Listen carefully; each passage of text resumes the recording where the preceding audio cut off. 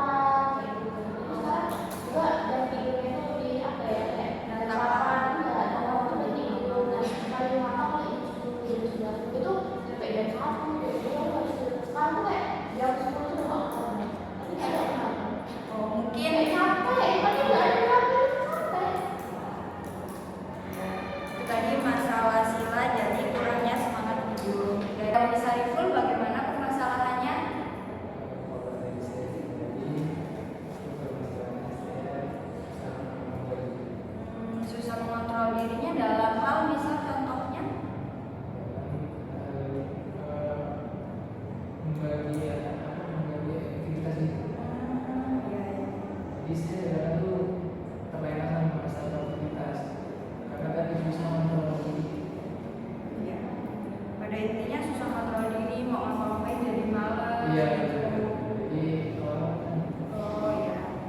Baik, ini tadi dari teman-teman sudah menceritakan masing-masing masalahnya.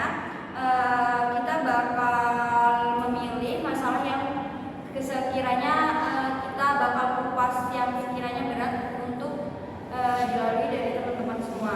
Nah, ini tadi dari teman-teman masalahnya kayak ada yang insecure, sedih sama masa lalu, teringat masa lalu, gimana caranya biar lebih tegar, apa kayak dia tuh punya trauma masa lalu. Ini yang cukup berat ya masalahnya.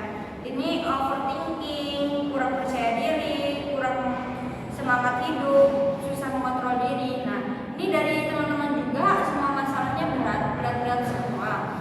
Dari teman-teman ini mau dipilih siapa? Masalah siapa? Iya.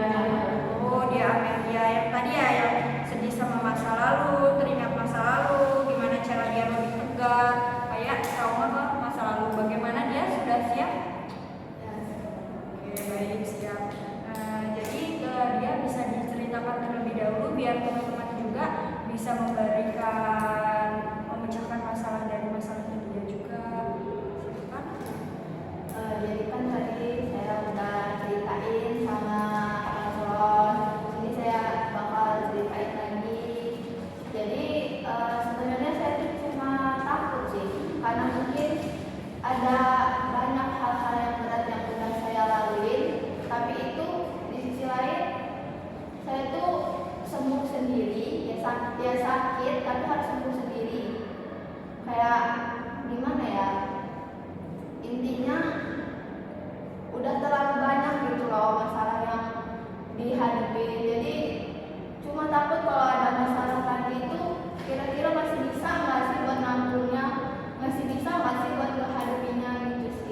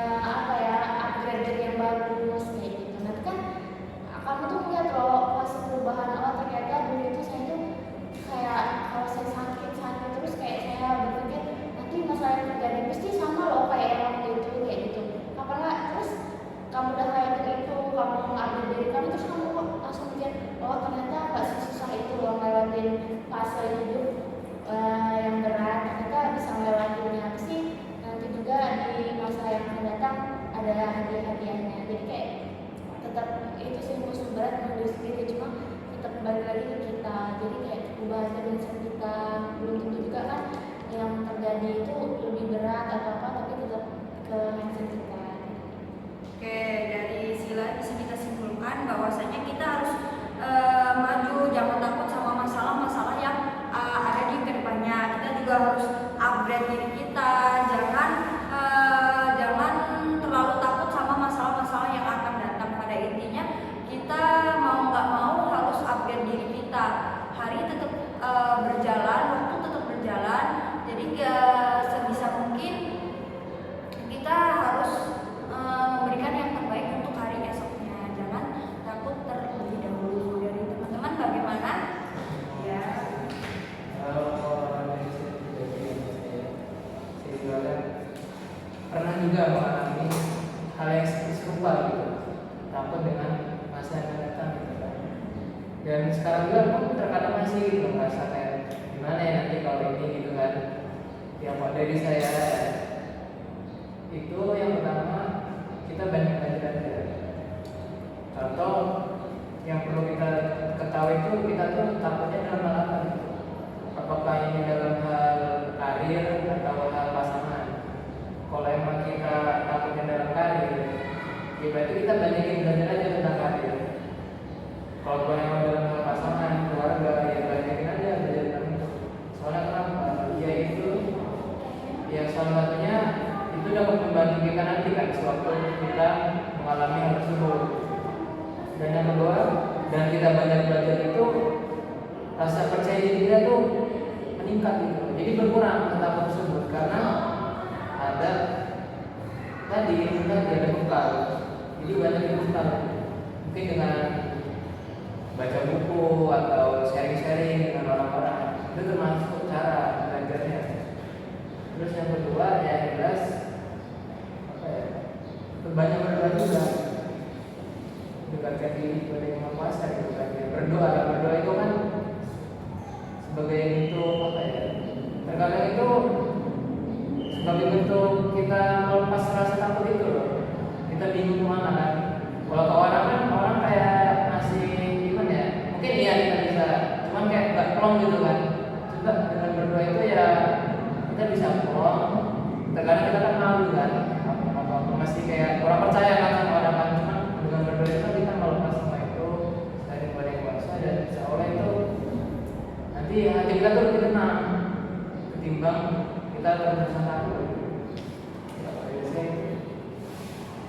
Oke, baik, bisa kita simpulkan kalau dari Ibu tadi dia ini harus banyak belajar, tambahin kepercayaan dirinya, banyakin bekal agar lebih percaya diri, pada intinya kita harus banyak berdoa kepada Allah. Bagaimana dia? Iya. Oke, dari teman-teman ada yang ingin menambahkan lagi?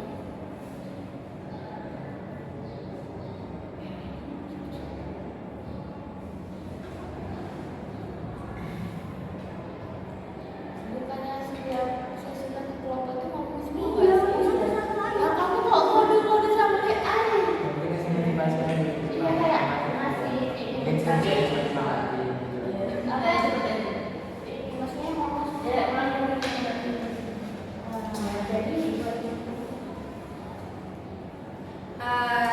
Itu tadi dari Sariful Hikam, kita harus pada intinya poin pertama itu kita harus banyak belajar, tambahin bekalnya, biar kita makin percaya diri untuk kedepannya. Kemudian kita harus banyak berdoa, apapun masalahnya. Nggak semua orang bisa nanggung masalah kita, jadi kita lebih ke pendekatannya langsung ke Allah, langsung ke pusatnya. Kemudian dari teman-teman bagaimana dia? Ya bisa diambil gitu ya. Dari teman-teman bagaimana? Oke, dari Azia. sebenarnya sedikit aja ya. Dia itu harus percaya sama diri dia sendiri.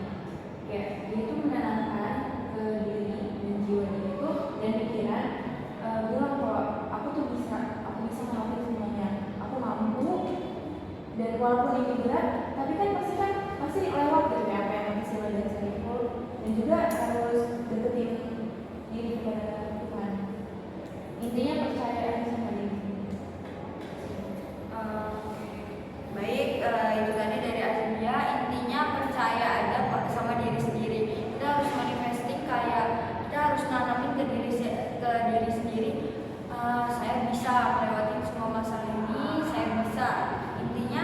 jangan, ya nggak apa-apa kamu takut, semua orang boleh kok takut sama masa depan, takut masalah yang dihadapi ke depannya bagaimana, nggak apa-apa, itu manusiawi, kamu bisa berhak.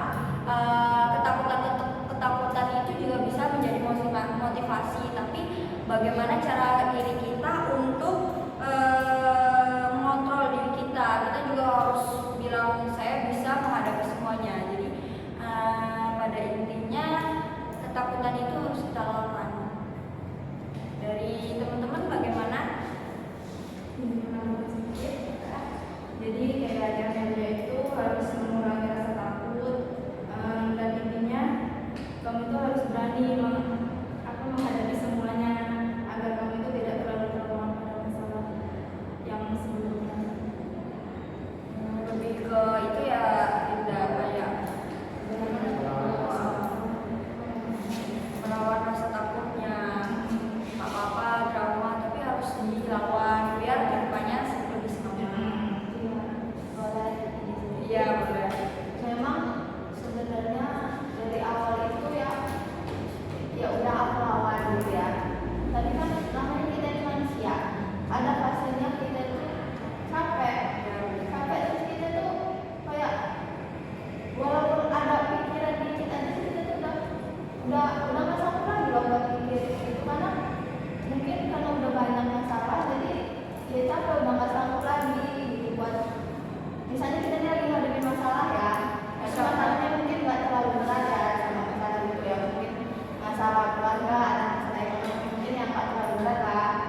Terus mau dipikirin itu juga nggak mungkin karena itu masalah ekonomi, sedangkan kita di sini masih belajar, kita nggak akan mungkin nggak mikirin masalah itu. Tapi di sisi lain diri kita ini udah nggak bisa lagi mikirin masalah itu, kayak gitu udah nggak bisa lagi, kayak mana intinya capek lah gitu. Capek sama semua masalahnya, kayak dia sendiri aja udah capek sama masalah-masalahnya, tambahan masalah ekonomi yang mungkin buat dia itu belum saatnya kita mikirin masalah ekonomi keluarga, tapi harus mau nggak mau harus dipikirin gitu ya. Ya. Jadi kayak ada masalah sendiri sama masalah keluarga ya. Yang pertama yang dilakukan itu dari saya, saran saya, kita harus memprioritaskan mana masalah yang penting. Nggak melulu semua masalah itu kita hadapi gitu. Contoh kayak masalah keluarga, masalah diri sendiri. Kadang kan masalah keluarga ini masalah ekonomi ya, mungkin kayak biaya dan lain kan. Dan sedangkan masalah pribadi itu kayak bingung untuk mungkin ya masalah kita kan mungkin kerjain tugas gitu ada yang. Nah kalau dari saya sih itu yang pertama prioritaskan dulu masalah yang menurut kamu kan penting loh, apakah keluarga itu atau masalah diri kamu tadi, biar karena ya emang harus ada prioritas kita itu. Kalau kita pengen semuanya kita handle itu kayak mustahil, berat gitu. Ya mungkin belajar kamu agak dikurangi dan kamu mungkin dengan mencari solusi gitu kan, bukan berarti untuk ditinggalin ya kayak gitu ya, mungkin lebih diutamakan aja dikurangi. Gimana dia? Ya, atau enggak dia lagi banyak masalah nih, ketambahan masalah, dia kasih reward ke diri kita dulu biar bisa mikir masalah kedepannya. Apa misalnya nih kayak dia banyak masalah nih, stres, jangan dilarut-larutin biar stres, kayak dia keliling kemana aja yang biar hati dia itu bahagia dulu, baru dia bisa mikirin masalah ekonomi, aku harus gimana ya kalau biar ekonomi keluarga aku biar stabil. Kan di sini dia kan sebagai mahasiswa ya, jadi nggak seharusnya mikirin ekonomi terus ya, atau dia bisa lebih hemat atau bagaimana, dia sendiri gimana? Iya. Oke. Ada yang ingin diomongin? Mungkin udah sih. Udah dari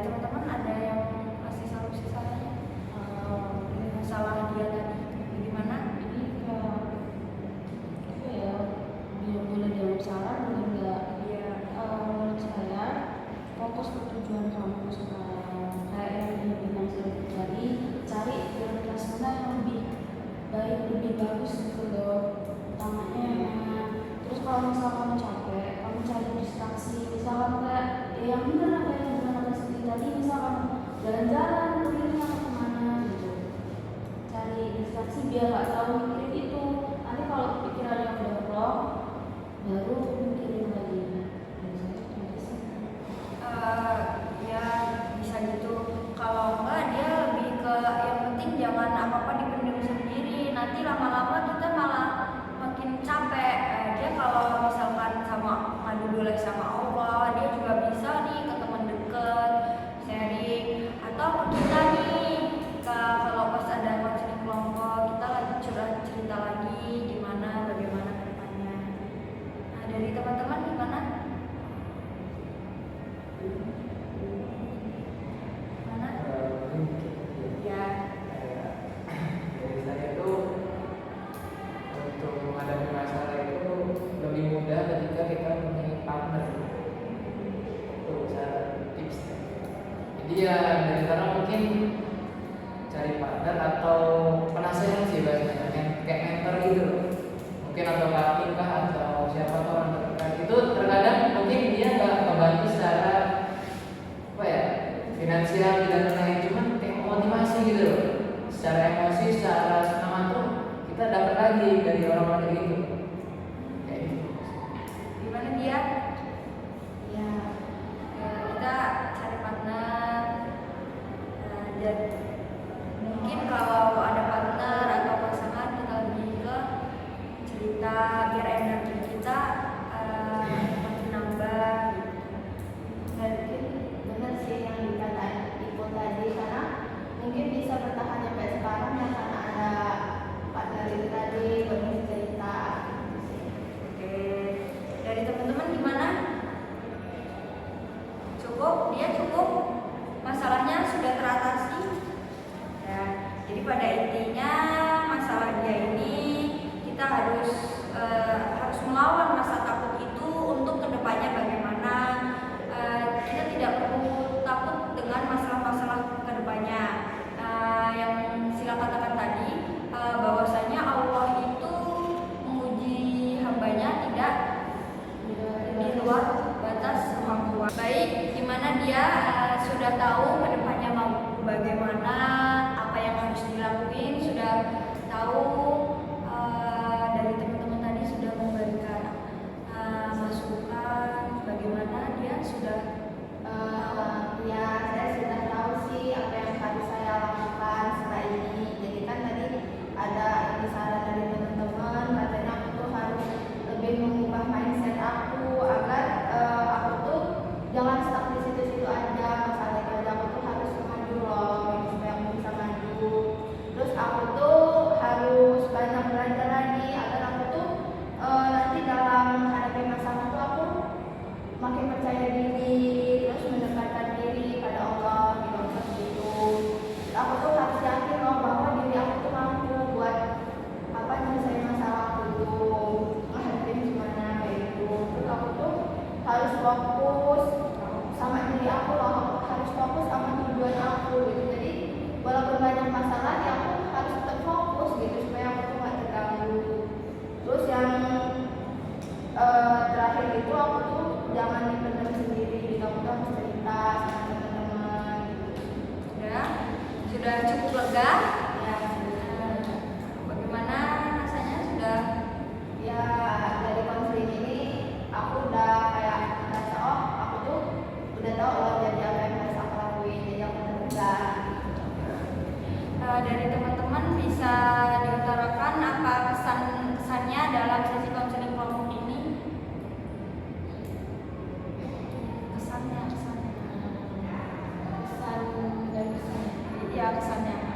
Masalahnya itu jadi kita tuh kayak dari masalah kita nih itu bisa juga belajar ternyata di orang selain diri kita itu punya masalah yang lebih dari kita. Jadi kayak kok ternyata kita tuh bener harus bersyukur gitu loh. Kadang memang kan hidupnya kalau kita sampai orang lain dan kita tahu loh arti bersyukur itu apa. Nah itu sih, terus juga itu juga bisa loh ternyata terjadi kayak gini, jadi bisa kita kasih dukungan, terus kita juga bisa ngasih apa ya motivasi buat dia. Nah kalau dia nggak mau kan kita tuh mungkin kalau dia baik-baik aja gitu ya, kayak nggak terjadi apa-apa kan. Kadang orang juga kan apa nutupin itu sih jadi ngopek kehidupan orang lain. Nah terus juga kita tuh bisa udah juga loh sebagai konselingnya kita tuh bisa dari kita ini bisa